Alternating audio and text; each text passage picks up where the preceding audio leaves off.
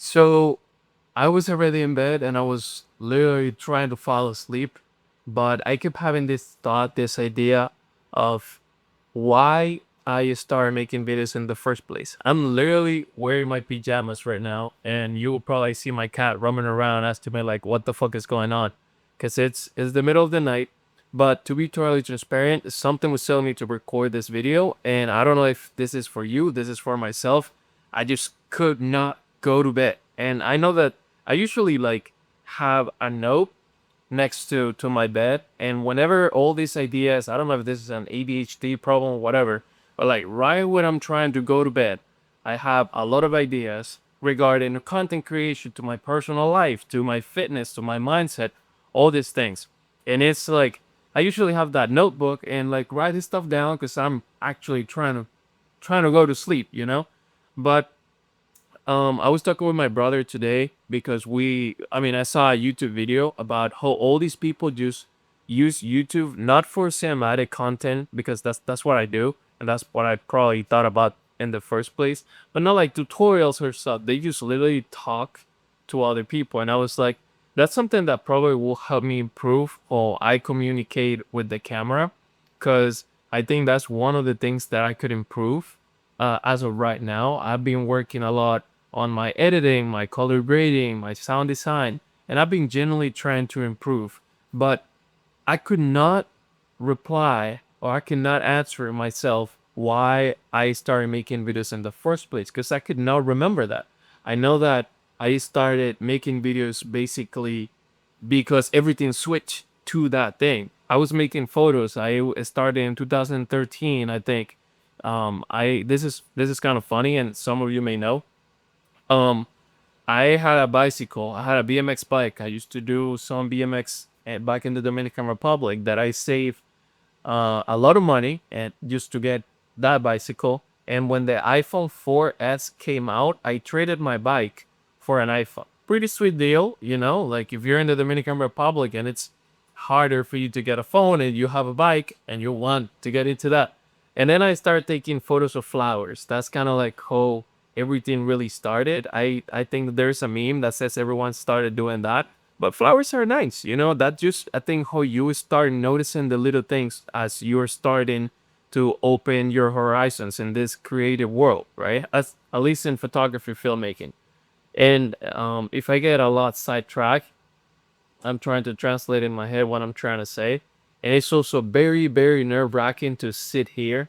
Well, I'm not sitting, I'm standing, but well, stand here. It's very hard to stand here, try to think what I'm trying to say, and keep in mind that I'm not going to be editing this video. And this is something I will be trying to do every day, just because I want to build more confidence in speaking directly to the camera, which if you go to my previous videos, you might say that I'm already good at that, but it's something that I already overthink.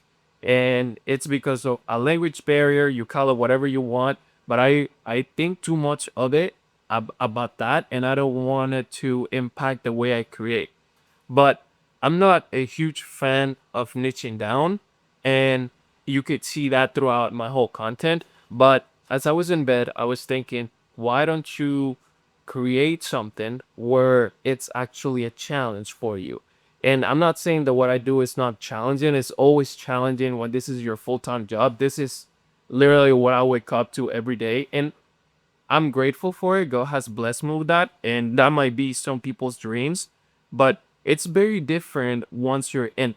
And the reason I say that is because I do struggle. If I'm not in the right headspace, I cannot allow myself to not do my whole workout, keeping myself relevant with the latest gear, tech, or whatever that I need to talk about in order for me to get brand deals, or like all that kind of stuff that goes into the game or the content creation industry, which is part of it. What I genuinely love doing is making videos. I love doing that since I transitioned from photography, just capturing little things, little details, the frames that I'm looking, or like just being present in the moment. When it became my job, I think that I lost touch with it a little bit, because whenever you add a transactional value to whatever you do, I think that there is a disconnection. There is just like more like oh, the creative freedom is not the same, and like all those things. And I'm not saying that this is not the perfect job, because if you love what you do, in my case is videos, it is the perfect job.